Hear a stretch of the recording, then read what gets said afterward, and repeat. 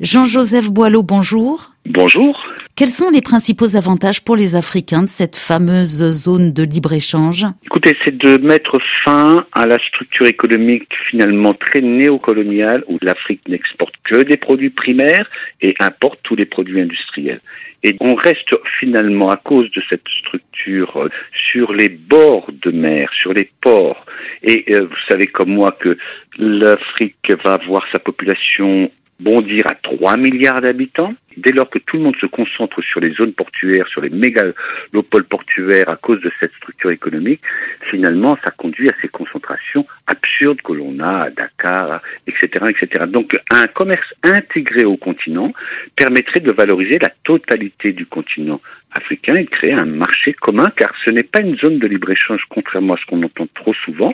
C'est une zone de libre-échange, mais dont la finalité, comme pour l'Union européenne, est de créer un marché commun, protéger des importations et permettant de valoriser une industrie locale. Mais est-ce que ce ne sont pas des pays comme l'Égypte, le Nigeria ou l'Afrique du Sud qui risquent d'être les seuls à en profiter réellement ? Non, parce qu'en réalité, d'après la théorie économique, dans une zone de libre-échange, les petits pays vont pouvoir avoir accès à des grands marchés. Par contre, le rôle des grands pays sera déterminant, bien sûr, il pèse lourd, pour définir les règles d'origine, les normes environnementales, etc. Donc c'est un bon équilibre. Petits, grands, en général, sont gagnants dans des structures, attention, de marché commun. Mais au niveau local, est-ce que les petits producteurs agricoles ou industriels ne vont pas être soumis à la concurrence des produits manufacturés du Nigeria, par exemple ?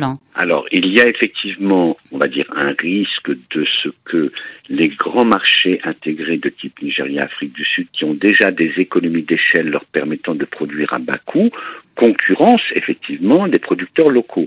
Inversement, on voit bien avec les exemples historiques du zone de libre-échange, les petits pays vont pouvoir se spécialiser, eux, sur les productions où ils ont les meilleurs avantages comparés, liés au climat, au savoir-faire, aux traditions historiques. Et à ce moment-là, simplement, l'ensemble africain va aller vers des zones un peu plus spécialisées. Et ça va être le rôle des petits pays de définir des politiques industrielles cohérentes avec cette zone de libre-échange pour en tirer le maximum de bénéfices. Mais je rappelle, à l'échelle historique, les petits pays sont toujours les gagnants des zones de libre-échange. Pour vous, c'est un traité qui est vraiment aussi prometteur qu'on nous le dit, ou il y a quand même beaucoup de risques ? Non, il y a beaucoup de risques très très importants. Le premier, c'est que les partenaires extérieurs de l'Afrique, États-Unis, Europe et surtout la Chine en ce moment, n'imposent des droits de douane beaucoup trop bas qui ne permettent pas finalement à l'industrie africaine de se développer. Et le deuxième, qui est très important, c'est le risque environnemental au sens large du terme,